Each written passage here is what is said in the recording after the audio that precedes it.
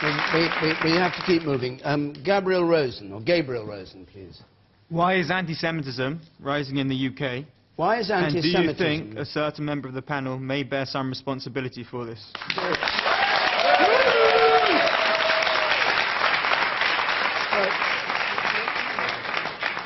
Jonathan Friedland.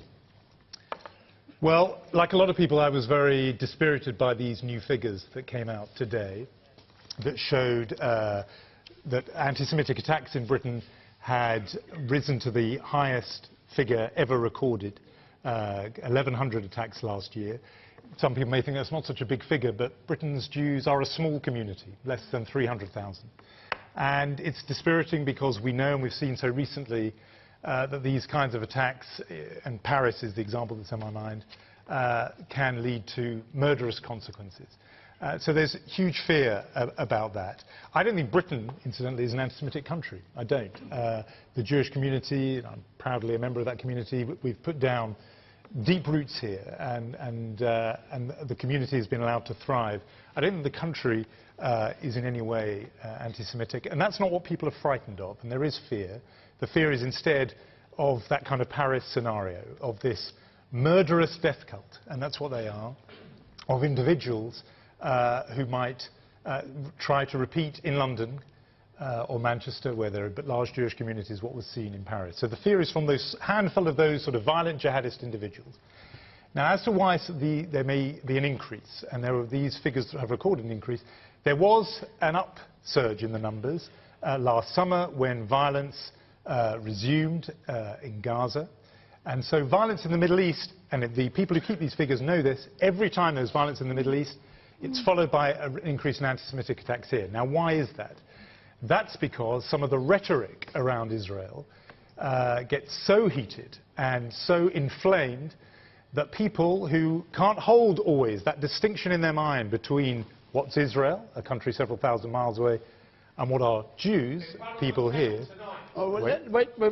They can't always hold that distinction in their mind, and some of that rhetoric spills over. And since you mentioned the person, member of the panel tonight, George Galloway, I know, is on people's minds, and some of what he has said, I know he's usually very careful to draw a distinction between Jews and Israel, but some of the rhetoric he has used on Israel, some of the ideas he's planted on Israel, you know, for example, suggesting that Israel may have been behind the Ukrainian revolution. And there's, you know, I've got the quotes here if that comes to question. Or suggesting, wait a second, or suggesting that that chemical weapons attack in Syria in August 2013, that Al-Qaeda and Israel had teamed up together to stage that operation.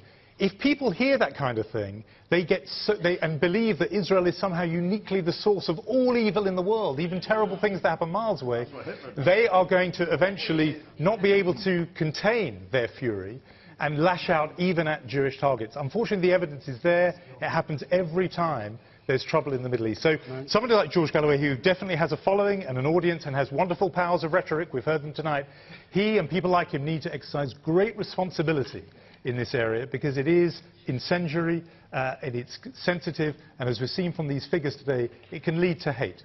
Okay.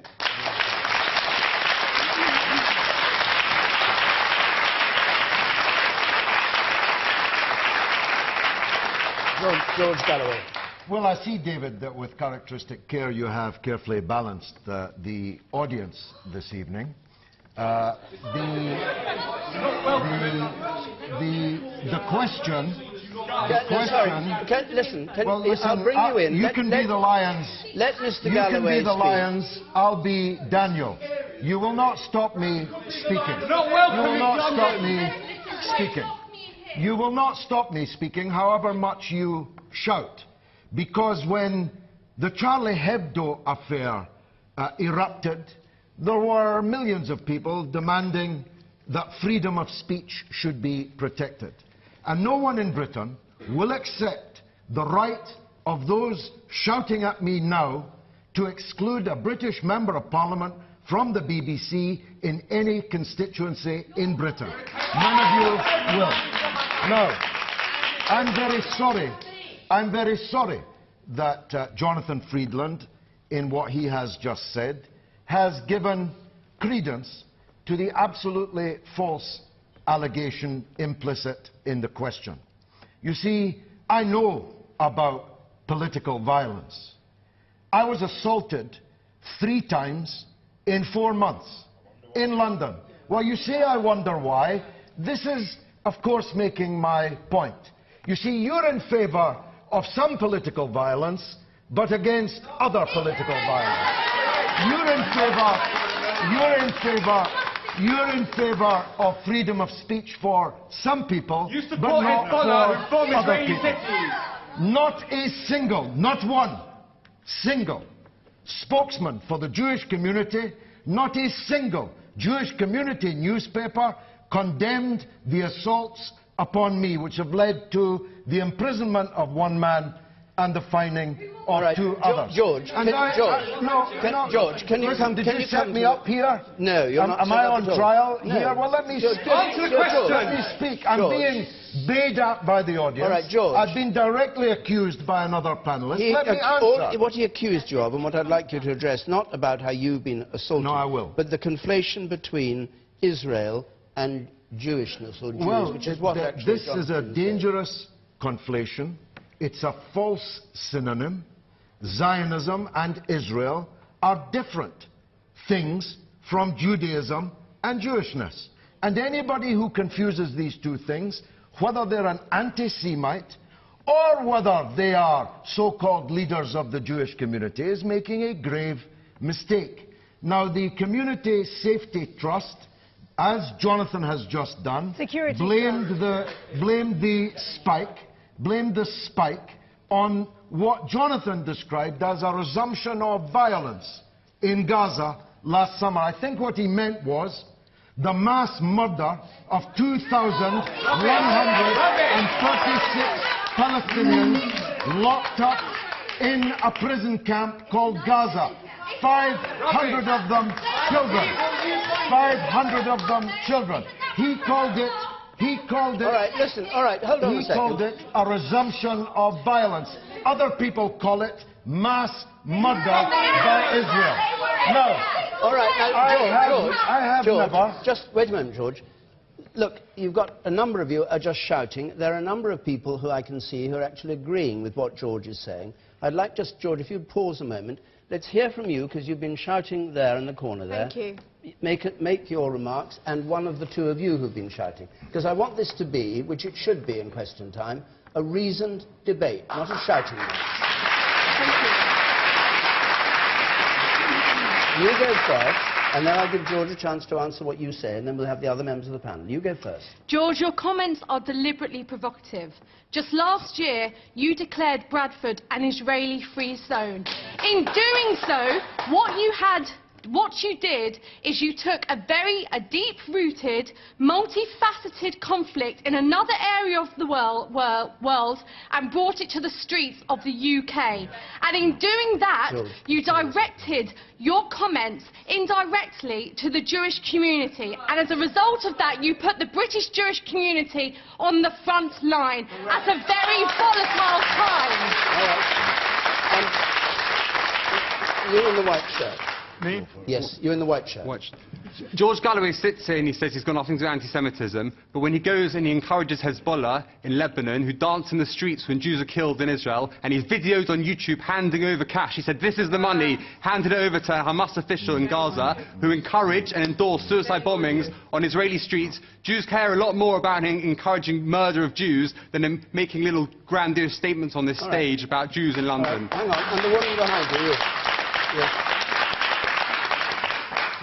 I think that with everything that George has said and everything that I have heard of him in Bradford and outside of Bradford, he's always made a clear distinction between Zionism and Israel's foreign policy and not being anti-Semite. And I think, just going back to your point, Jonathan, you used, it seems, your favourite word in what you were saying was rhetoric. Israel's rhetoric. A lot of what Israel does is not rhetoric. What George said about Gaza was 100% correct, and you have to accept some of it is factual. Some of it is factual. It's not all rhetoric. I wasn't talking about Israel's rhetoric. I was talking about No, but you used that. You said there's a lot of rhetoric around it. Israel. You categorically said that. There's a lot of rhetoric around Israel. The press has a lot of rhetoric around Israel. You mentioned that in connection with Israel. You just said Israeli rhetoric. All right. Let us go on. Let's go on with the discussion. George, we'll come back to you, of course. Christina O'Doney. Driving up here to North Finchley, we passed with the taxi an unbearable sight. It was a synagogue. Police all around it, barbed wire, cameras everywhere. And I thought, and this is a temple where people pray, and it has to be shielded like this and protected like this. I agree. But what I'm saying is, it's not just the George Galloways among us who may or may not have, and I think he has, fueled this hostility. But an atmosphere has now developed in which the Jewish community of 240,000 people, so very small minority, is feeling put upon. And whether it is their tax on kosher slaughters, whether it is the Ofsted inspectors who go to Orthodox Jewish schools and say, hey, why is it that you say that women should be modestly covered? Why is it that you don't approve of gay weddings? There's something going on in the air, and it is anti-Semitic. All right. Nicky Morgan, let me go around the rest of the panel, George, then I'll come back to you. Nicky Morgan. Your question was about the rise in anti-Semitism. I think John used the word dispiriting. I'd use the word deeply depressing. The British Jews make an enormous contribution to our society. And this country has a proud tradition of offering asylum to those most in need. And we have just marked in this country the 70th anniversary of the liberation of Auschwitz and Holocaust Memorial Day. And it's not just the Jewish community. There are many communities who have come to this country seeking safety and refuge and actually reveling or making the most of the freedoms that we have in this country. Freedom of speech, which is why it's right that George Galloway is invited on a panel like this and able to put his views, and you're able to put your views.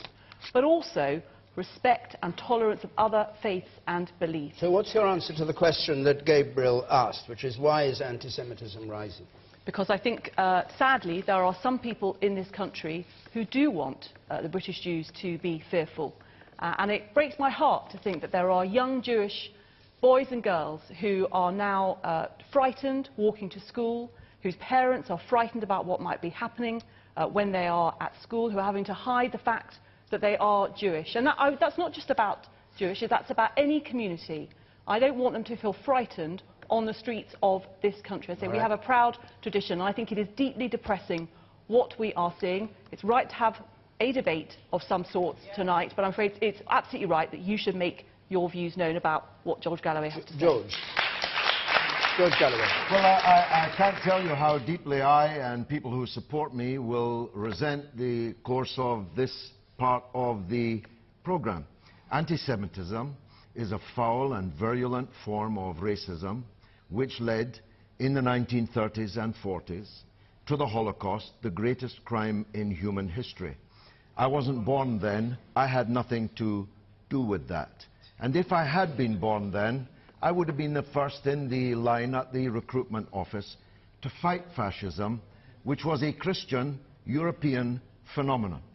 Now, everything that's been said with melancholy... Do you know how many priests and nuns were Please, just take your hand off me. Take your hands off me. Everything that's been said here with melancholy about the shadow cast by the rise in anti-Semitism could be said many-fold about the Islamophobia and the fear of Muslims in Britain. The number of attacks on Muslims, on Muslim property, is many times more than these fascistic attacks. It is many times more than these fascistic attacks on Jews and Jewish property. Why can't we all oppose anti-Semitism and Islamophobia? Why can't we oppose not just the attacks on kosher, but the attacks on halal? Of course, which I oppose that too. UKIP, who are not here tonight, just yesterday said they would ban, meaning that the observant Jews and observant Muslims in this country would have to leave the country. Why can't we unite around issues like that? All right, my last point, David, one last point. I beg you, don't conflate Zionism, Israel, and Jews in London. It's a very dangerous thing to do. No, it's a...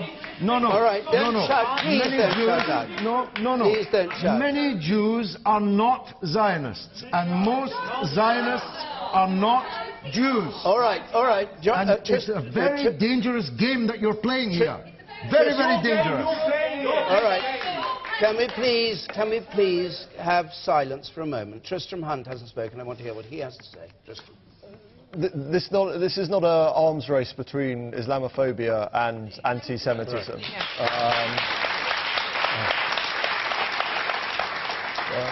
In the community I represent in Stoke-on-Trent, we had effectively a terrorist attack on our mosque in Hanley, in the middle of our community.